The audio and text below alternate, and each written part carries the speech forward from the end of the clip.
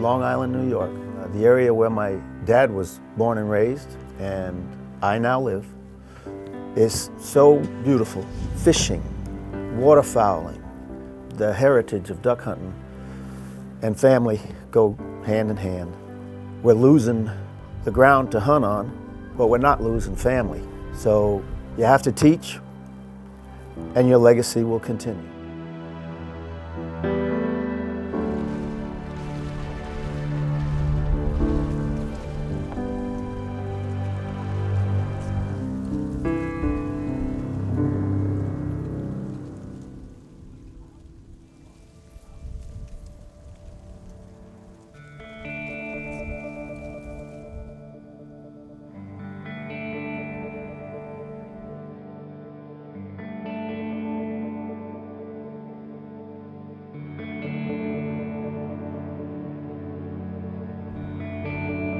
Well, when I was a kid growing up, there was a lot of open space, a lot of open fields, not very many houses along the water, and it's like a double-edged sword.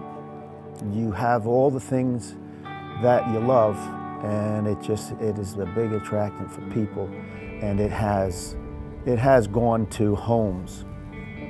The character's not gone. There's a few of us left, but it's definitely changed. Your guys are like trimming trees right next to me here. Is there a possibility we can knock off the gas? Okay? I appreciate it. Well, years ago, when I hunted with my dad, we had plywood, silhouettes. We had everything. Foam decoys. Everything was pretty much made by hand. Having fun yet? I know I am. And once I kind of did some investigating about what the laws were and about taxidermy and birds, and I said, what better way to hunt geese with feathers? Seems like a lot of cowboys around here today. Everybody's been in a rodeo.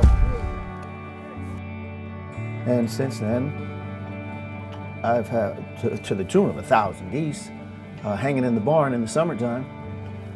But it takes a lot of work, a lot of effort. It's about 4 hours just to get one bird torn down and put back together and put on a stand so it will survive the winter.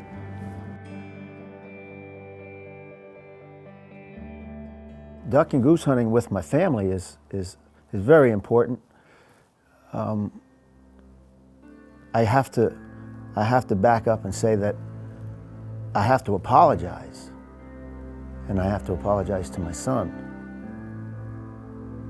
for not being able to go as much as I probably should have, all because I run a waterfowl business. I outfit and I take people. So a lot of my time was spent taking people, but my dad, the great hunter he was, stepped up and took my son. You know, when I was out taking a hunting party, my dad's like, hey, can I take Brandon and go to this blind or to that pit? It led into my dad's retirement of having some extra spending time, and he went back into sort of carving decoys, and then he really got into it, and he ended up being a world champion carver. He worked on that bird for almost 2 years, I gotta say. Just an amazing amount of time. And he took my son under his wing, and at 12 years old, my son was a world champion carver, and they spent so many hours together.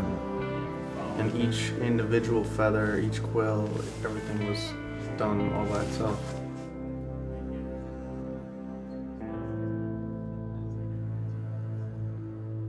Most of the birds, there's always something with the eye. Like this one is saying, I'm asleep, but I'm watching. This is the last one my dad was working on before he was diagnosed with cancer. He was putting a mad dash on it, I can tell you that. He was trying. And he got so far on it. Someday, maybe my son will finish it. It's perfect the way it is. I would sit and watch the two of them critique one another's work, and my father would be leaning over my son telling him that you got to paint it this way, and my son would roll his eyes like he knew it all at 12, and it was just a great thing to watch. We always enjoyed hunting together. We had one field 26 years in a row, my dad and I can remember going out and digging a hole with a shovel. And it was always the same time of the year, and we had the local radio station on. We listened to the local football game, high school football game. And it was always that smell, that fall that was in the air, and football, and we were putting a pit in the ground with a shovel.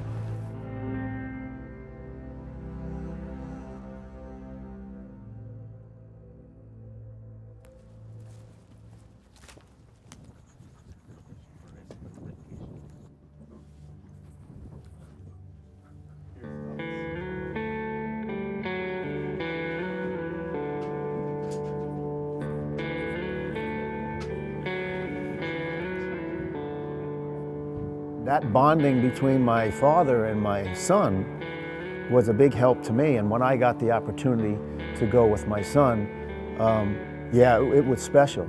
It was special. And we still do it up until today, you know. I still have the business that I run, and we have to make time to go out with one another and enjoy it. Walk the mule by the fence? Or are you gonna make the old guy do it? Appreciate it. Let's try it first. See what happens.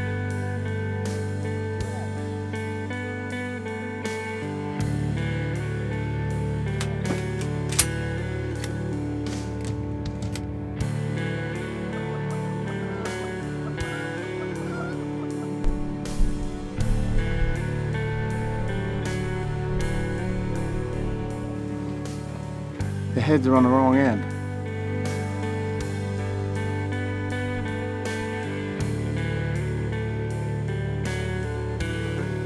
Look, look, look, look, look, look. Bam! Oh.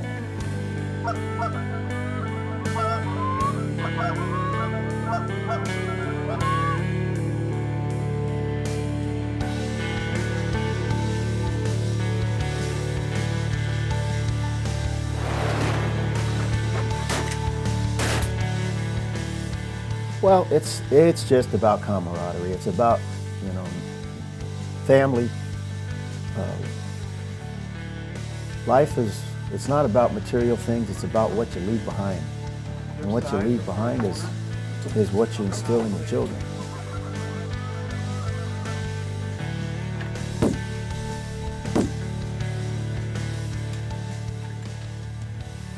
Even I'm not perfect.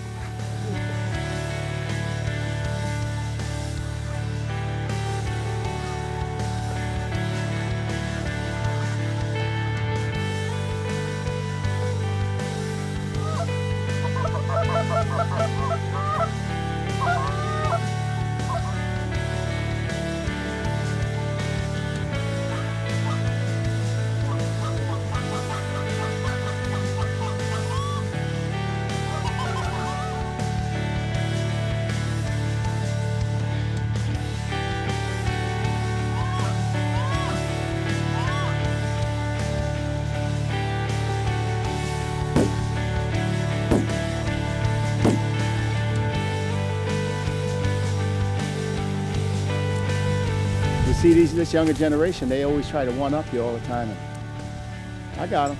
I got them. The proof is in the pudding right here. All right? 2 dead birds, 2 for 2.